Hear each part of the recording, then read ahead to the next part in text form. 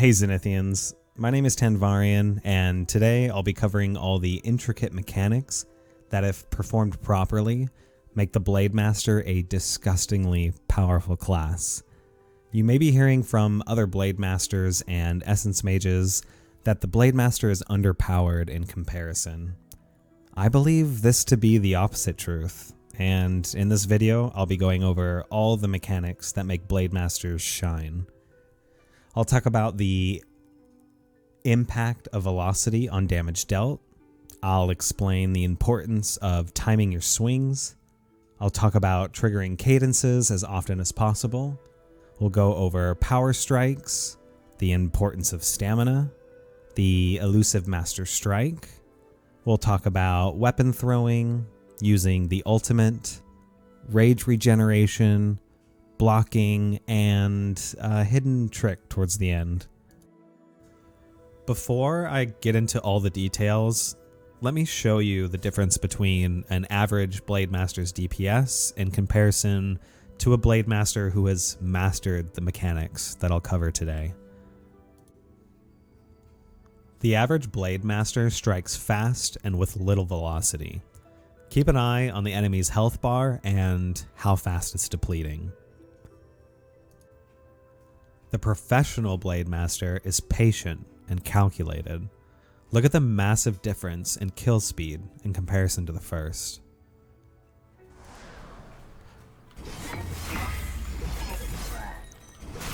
Now that you've seen the two, I'll break down the difference in tactics between the average and professional Blademaster.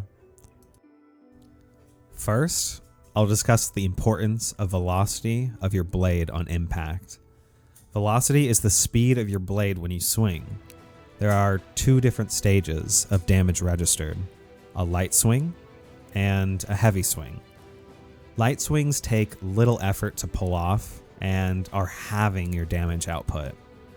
Heavy swings double the damage of a light swing and require you to put much more effort into each strike. Swing fast and hard to ensure that you're dealing your full damage potential. Next, I'll be talking about the most important mechanic for Blademasters, timing.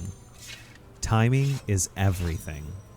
Every time you unsheath your sword or strike an opponent, a hidden timer will start.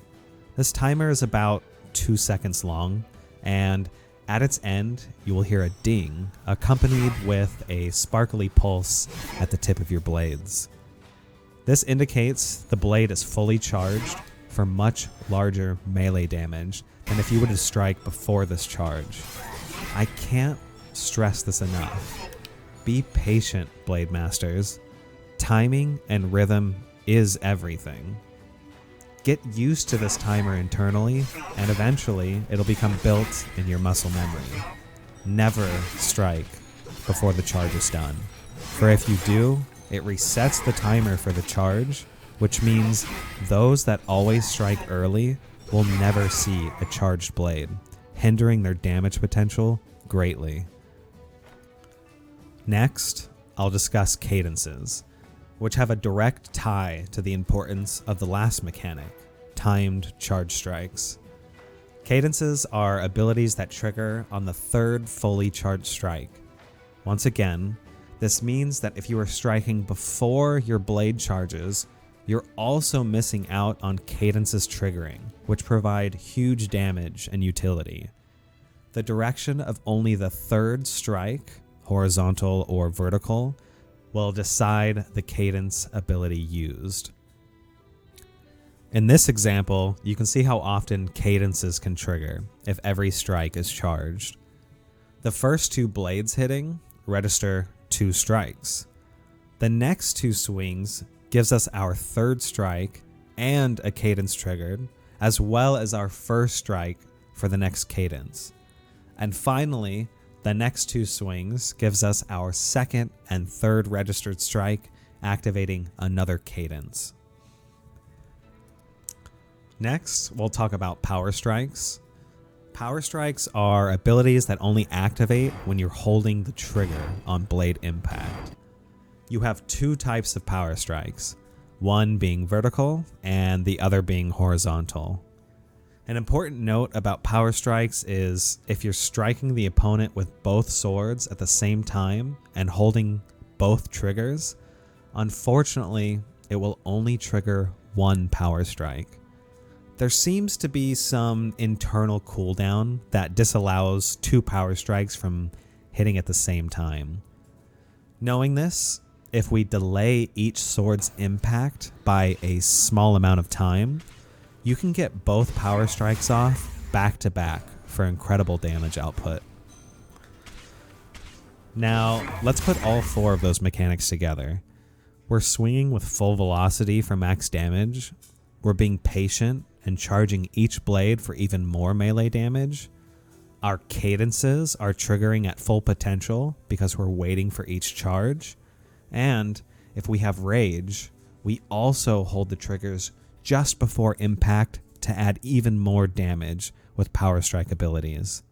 This means all of this extra damage output is happening at the same time. All of these combined make the Blademaster's DPS, regardless of subclass, actually insane.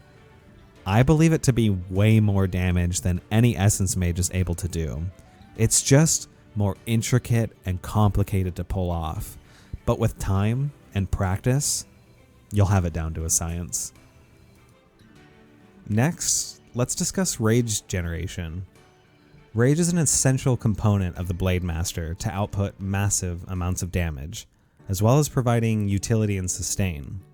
Because rage is so key to the Blademaster, it's incredibly important to generate rage at the fastest rate possible. Rage will naturally regen at an extremely slow pace, though melee strikes will greatly increase the rage regenerated. To push this even further, landing a melee strike on multiple opponents with one string will multiply the rage generated by target's hit. If this wasn't enough, rage will also regenerate from successful cadence strikes.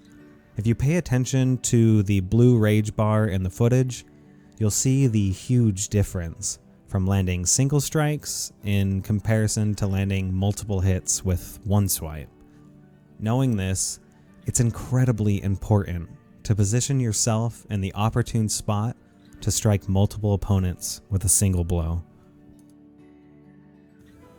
Next, I'll talk about the importance of stamina for all Blademasters. If you have no stamina, your power strikes, these are the trigger abilities, will never trigger. They don't seem to use any stamina, but require you to have at least a bit of stamina to activate. If you've ever noticed that you have plenty of rage and your power strikes are not activating, this is the cause. Holding the triggers also stops any stamina regeneration. This means if you're low or out of stamina, do not touch your triggers until you've regenerated enough stamina to feel comfortable. Next, I'll go over the elusive Master Strike. Master Strike is typically a large single target source of damage, so it's important to use these during boss fights. To activate a Master Strike, you must first trigger a power strike without letting go of the trigger. After a few seconds, and still holding the trigger, your blade will ding with a different tone and will glow orange. That blade is now primed, and the next strike with that blade will activate whatever your Master Strike ability is. Continue to hold the trigger until you strike with the orange blade. You can charge both of your blades with Master Strikes at the same time. This just involves activating a power strike on each blade and performing the mechanics on each hand. Most Master Strike abilities do massive amounts of damage, so be sure to take advantage of this. Let's talk about the weapon throw. Weapon throwing can be awkward at first, but with practice, you'll be throwing blades extremely accurately. This is incredibly important to practice, as a lot of endgame content require you to register hits quickly on moving targets at a distance to succeed. The key to accurate weapon throws is slowing the throw down. You don't need to chuck this thing like you would a baseball with a huge amount of speed. You just need to make sure your release and follow through is slow and calculated. When you release the sword, the game adds a ton of extra velocity on the blade, allowing you to throw great distances without heavy throws. So just focus on accuracy over the power of the throw, and in time, you'll be landing most of your weapon throws. If your weapon throw ability is up and ready, you should always aim for the feet, since most weapon throw abilities have an AoE, an area of effect, that will hit anything nearby the sword's landing position, increasing the likelihood of you hitting your intended target. Another mechanic of weapon throwing is that your movement velocity is carried into the blade when you release the blade. So if you're moving side to side, you're going to see the blade represent that throw.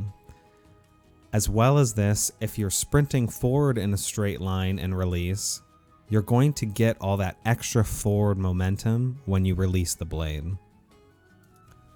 Next, I'll go over blocking. You're going to see a lot of Blademasters blocking with their blades in a crossed X position as a catch-all for every swing. I want you to avoid this. Blocking works by holding the triggers and positioning your blade to impact the enemy's swing.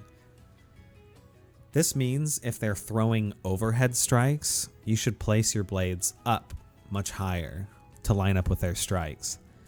Sometimes enemies attack from below, from the side, or any which way. You want to line your swords up in any given direction to match their swing. You'll see a few examples of this in the background.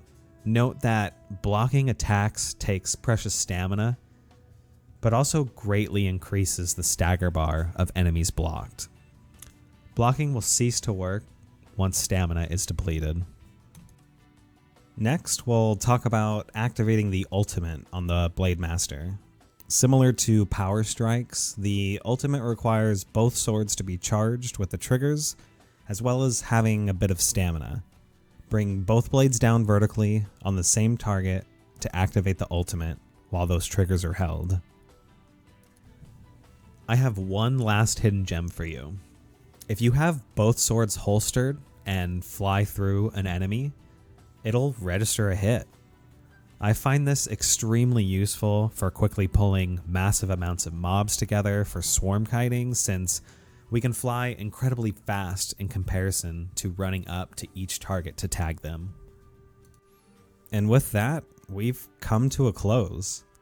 I know I went over several intricate mechanics of the Blademaster, and if you take the time to practice and learn each of them, you will shine and stand out above all other Blademasters who have yet to practice this. We went over the importance of velocity on swing. I talked about the importance of being patient and timing each swing. We talked about activating cadences to their full extent. We went over power strikes, the importance of stamina, the master strike. We talked about weapon throwing, activating your ultimate, rage regeneration, and finally blocking. Once again, the damage potential of a skillfully executed Blademaster is insane. You should be doing around 9 times the damage if you've yet to put these mechanics in practice. The Blademaster, if played properly, is a force to be reckoned with. Now get out there, practice these things, and shine. You can catch me live on stream, putting all of these mechanics into practice and soloing unheard of endgame content by applying this knowledge. I have 6 level 40s and have extensive practice with each class and subclass. Come ask any questions you have. The link to the stream, twitch.tv/Tanvarian, will be below in the description. If you found any of this information useful and want to give back in some way, follow me on Twitch. Like the video, as this helps the video show up for others, and consider subscribing if you're eager for the next guide. In time, I'll be pumping guides covering all avenues of Zenith. And with that, I'll see you later, Zenithian.